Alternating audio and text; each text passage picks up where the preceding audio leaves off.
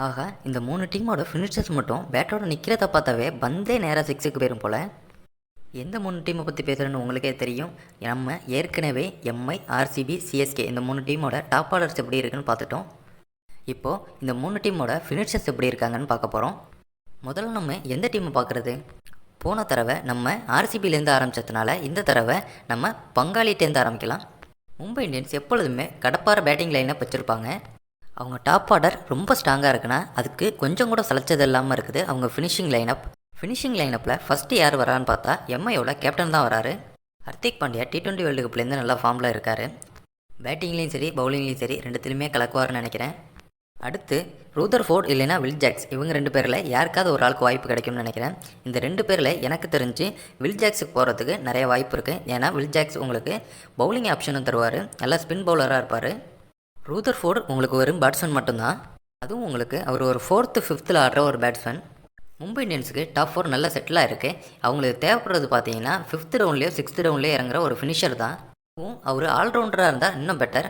அதனால் வில் ஜாக்ஸுக்கு போகிறது தான் அதிக வாய்ப்பு இருக்குது. அடுத்ததாக பார்த்தீங்கன்னா நமந்தீர் வருவார். இவர் போன வருஷமே நல்ல பர்ஃபார்மன்ஸ் கொடுத்தாரு, அதனால் இந்த வருஷமும் அவருக்கு வாய்ப்பு கிடைக்கும். அடுத்து ஆல்ரவுண்டர் பொசிஷனில் மிச்சல் ஸ்டார்ட்னர் வருவார். இவர் T20 வேர்ல்டு கப்லேருந்து நல்ல ஃபார்மில் இருக்கார். பேட்டிங்லேயுமே இவர் பெரிய பெரிய சிக்ஸர்ஸ்லாம் T20 வேர்ல்டு கப்பில் அடித்தார். கண்டிப்பாக இவரும் ஃபினிஷிங்கில் நல்லா பங்கு வகிப்பாருன்னு நினைக்கிறேன். அடுத்ததாக நம்ம ஆர்சிபி டீமோட ஃபினிஷர்ஸை பார்ப்போம். ஆர்சிபி டீமோட டாப் ஆர்டரை எவ்வளோ ஒரு சுலபமாக நம்ம எடுத்தோமோ அதே மாதிரி தான் இப்போது அவங்க ஃபினிஷர்ஸும் இருக்காங்க. எந்த பிரச்சனையுமே இல்லாமல் 4 பேர் எடுத்துடலாம். ஃபஸ்ட்டு டிம் டேவிட் தான் வருவார். இப்போ பார்த்தீங்கன்னா அவர் கொஞ்சம் ஃபார்ம் அவுட்டில் தான் இருக்கார். ஐபிஎல் ஸ்டார்ட் ஆனால் தான் தெரியும் அவர் எந்த மாதிரி ஃபார்மில் இருக்காருன்னு. அவரை நம்பி மட்டுமே டீம் இல்லைங்கிறதுனால ஒரு 2-3 மேட்ச் டைம் எடுத்து கண்டிப்பாக ஃபார்மில் வருவார். நெக்ஸ்ட்டு பார்த்தீங்கன்னா தினேஷ் சர்மா தான் ஆடுறாரு. இவர் விக்கெட் கீப்பர் மட்டும் ஃபினிஷராக தான் ஆட போகிறாரு. போன வருஷம் ஓரளவு நல்லாவே பர்ஃபார்மன்ஸ் பண்ணார். இதேமாதிரி பர்ஃபார்மன்ஸை இந்த வருஷமும் அவர்கிட்டேருந்து நம்ம எதிர்பார்க்கலாம். அடுத்து ஒரு ஃபேஸ் பவுலிங் ஆல்ரவுண்டராக ரொமாடியா சர்ஃபட் ஆடுவார். அவரோட பவுலிங் அப்படி இப்படி இருந்தாலும் அவரோட பேட்டிங் வேறு லெவலில் இருக்கும்.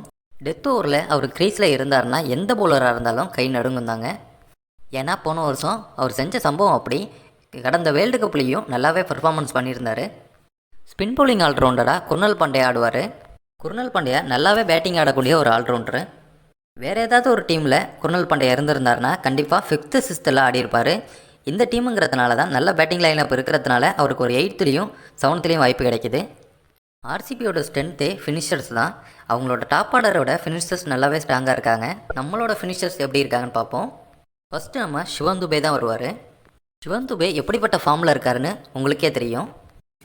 அவர் இருக்கிற ஃபார்மை வச்சு பார்த்தீங்கன்னா 4th டவுனில் வாய்ப்பு கொடுக்குறதா இல்லை ஃபினிஷர் தான் வாய்ப்பு கொடுக்குறதாருன்னு மேனேஜ்மெண்ட்டுக்கே டவுட் வரும். என்னை பொறுத்த வரைக்கும் சிவன் துபே இந்தியாக்கான மாரி ஃபினிஷராக ஆடுறதுக்கு தான் அதிக வாய்ப்பு இருக்குது. அடுத்து பார்த்தீங்கன்னா நம்ம தலை தோனி தான் வருவார். நிறைய பேர் பார்த்தீங்கன்னா தோனி இந்த வருஷம் அதிக மேட்ச் ஆட மாட்டாருன்னு சொல்கிறாங்க. கண்டிப்பாக தோனி அதுமாரி முடிவு எடுக்க மாட்டார். தோனி சொல்கிறது தான் மேனேஜ்மெண்ட்டுமே கேட்பாங்க. ஏன்னா தோனி இல்லாமல் சிஎஸ்கே இல்லை, சிஎஸ்கே இல்லாமல் தோனி இல்லை. கண்டிப்பாக அவர் கடைசி 2 ஓவர் இறங்கி மாஸ் காட்டுவார்னு நம்புவோம்.